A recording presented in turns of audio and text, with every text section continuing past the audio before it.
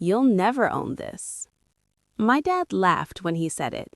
Not angry, not defensive, amused, like he was letting a child down gently while enjoying it a little too much. We were sitting at the dining table, the same table I'd helped refinish, the same house I'd paid into for years under the promise that it was ours. The notary sat across from us, folder open, pen resting on the edge like a period waiting to end the sentence. "You really thought your name would be on the house?" my dad continued, shaking his head. That was cute. My mother didn't look at me. She stared at the paperwork, lips pressed thin, already aligned with whatever version of reality he was presenting. "I put it in my name," he said proudly. "My house. Always has been." The notary shifted uncomfortably. I stayed quiet. That seemed to bother him more than if I'd argued. "You don't contribute like you think you do," he added, leaning back. "You live here. That's it. Don't get ideas." I reached into my bag slowly. Not dramatic, not rushed. "I know," I said calmly. "That's why I brought this." I slid one document across the table. The notary picked it up, then froze. Her eyes moved from the page to my father, then back to the page again. My dad stopped laughing. Before I tell you what that document was and why the room went completely silent, tell me this in the comments. Have you ever been promised something your family never intended to give you? I didn't say anything after that. That was the part that unsettled him. My dad expected a reaction, confusion, anger, maybe pleading, something he could swat away with another laugh. Instead, I sat there calmly, hands folded, letting the weight of the room shift on its own. Silence does that. It makes confident people talk too much. "You kids always get ideas," he continued, waving a hand. "You live somewhere long enough, you start thinking it's yours." The notary cleared her throat softly, eyes still on the document. My mother finally looked up at me. Not angry, nervous. "You didn't need to bring anything," my dad added, leaning forward now. "This is simple paperwork. I'm the owner." I nodded once. "I know," I said. That made him pause. The notary adjusted her glasses and read the header again, slowly, carefully, like she was double-checking reality. My dad noticed. "Is there a problem?" he asked, irritation creeping in. She didn't answer him right away. Instead, she asked me a question. "When was this executed?" she said quietly. 3 years ago, before the renovations, before the refinance." My dad laughed again, but it sounded thinner this time. "That's impossible," he said. "I never signed anything like that." The notary looked up. "You didn't need to," she said. And that's when my father stopped smiling. His laugh dragged me backward through years of the same pattern. I moved into that house after college under the understanding, never written, always implied, that it was temporary until it wasn't. I paid utilities, I paid property taxes when he forgot, I paid contractors in cash when he said it was easier than paperwork. Every time I asked about ownership, he brushed it off. Later. Once things settle. Don't rush grown-up stuff. When I remodeled the kitchen, he called it helping out. When I replaced the roof, it was contributing. When I asked if any of that built equity, he laughed like I'd told a joke. "Families don't nickel and dime each other," he said. "You'll get it eventually." Eventually was his favorite word. It kept me paying without promising anything concrete. What I didn't tell him was that I'd stopped trusting eventually a long time ago. 3 years earlier, right after he convinced me to co-sign a loan for better rates, I'd gone to a different office. Different tone, different questions. I didn't accuse. I asked how people protected contributions when titles didn't reflect reality. That's when I learned about instruments most people never expect family to use against them. I didn't confront him then. I didn't demand my name on the deed. I prepared. So when he laughed at the table and told me I'd never own the house, he thought he was crushing a dream. He didn't realize he was just late to a conversation that had already been documented. The document wasn't dramatic. No bold fonts, no threats, no emotional language. That's why it worked. While my father talked about ownership like it was a feeling, the paper talked about it like a fact, legal, boring, precise.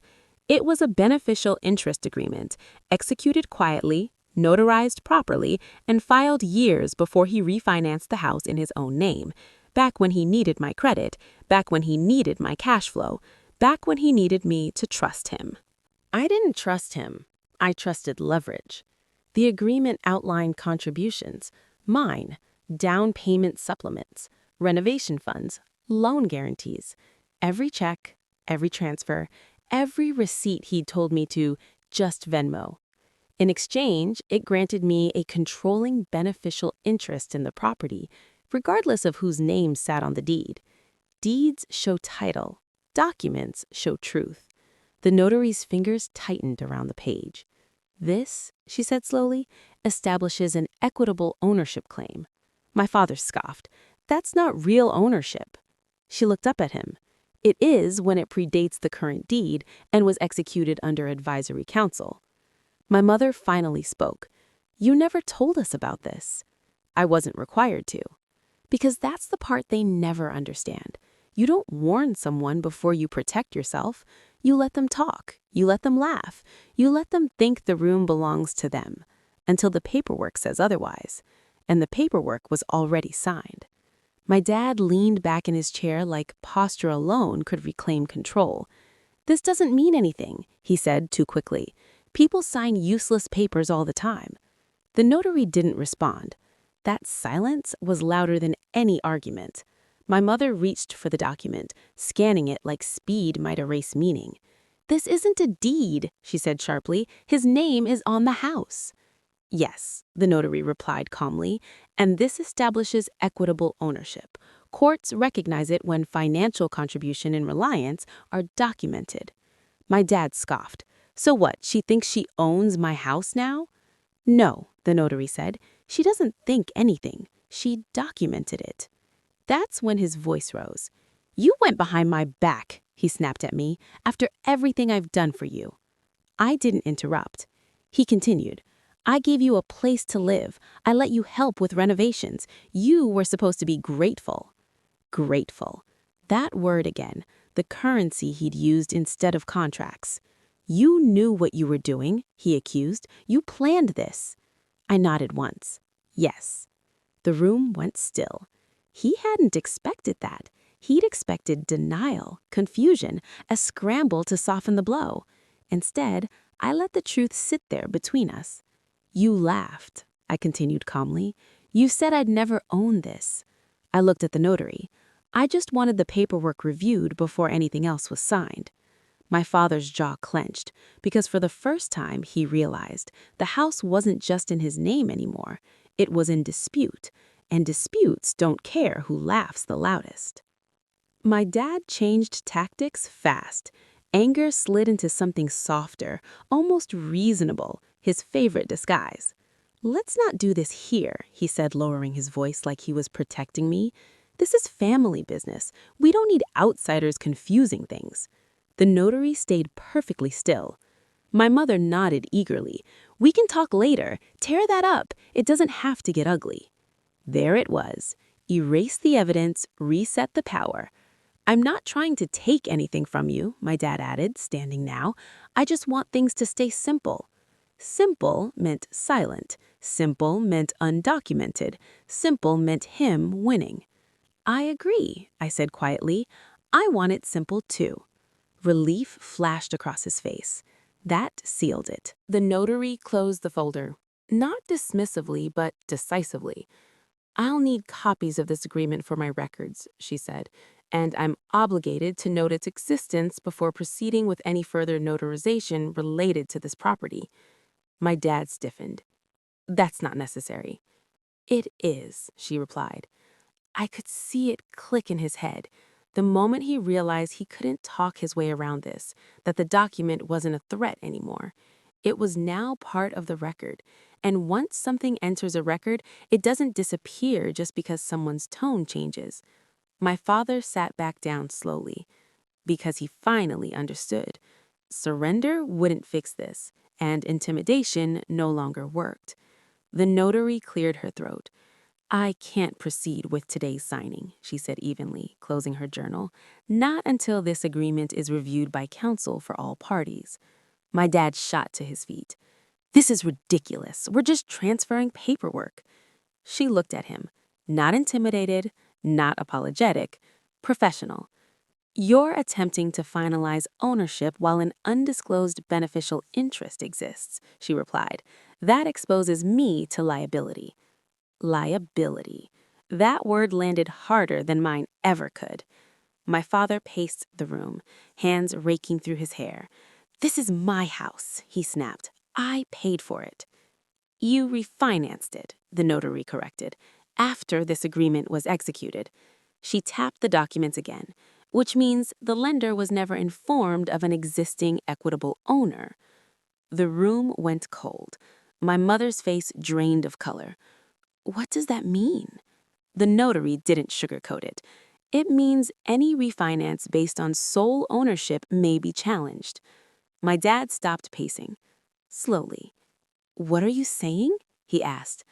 I'm saying, she replied carefully, this document predates your current deed and affects title integrity.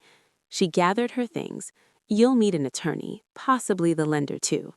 That's when my father finally looked at me, not angry, not mocking, afraid. Because the house he laughed about, the house he said I'd never own, had just become a legal problem, and legal problems don't laugh back. My father sat back down slowly, not because he wanted to, but because his body understood before his mouth did that the fight had shifted. This is being blown out of proportion, he said, voice lower now, controlled. We can explain this to the bank. The notary paused, pen hovering.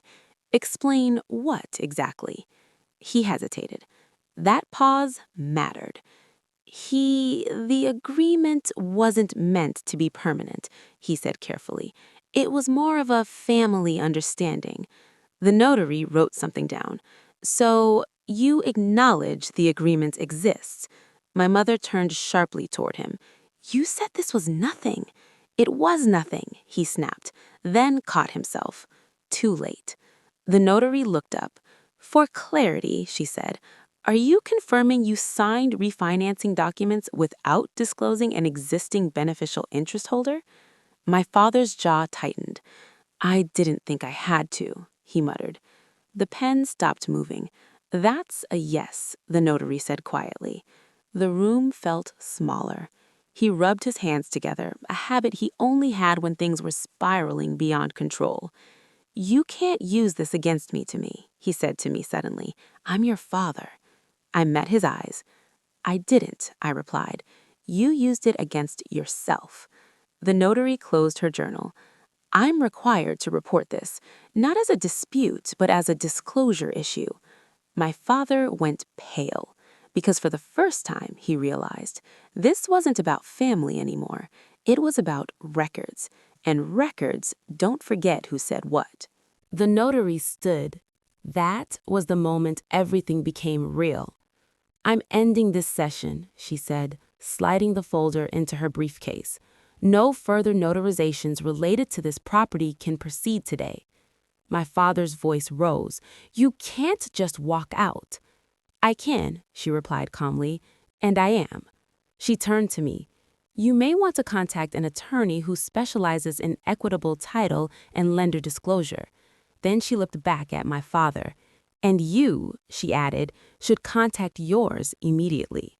The door clicked shut behind her. No gavel, no shouting, just consequences arriving quietly. My mother sank into her chair. What does this mean? She whispered. My father stared at the table like it might give him an answer. It means, I said softly, the house can't move forward without addressing my interest. He finally looked up at me. Anger gone, replaced with something hollow. You wouldn't actually do this, he said. I already did, I replied, because the moment the document was acknowledged, the moment it entered the record, the house stopped being his leverage and became his liability. My dad tried one last time, not with anger, with nostalgia.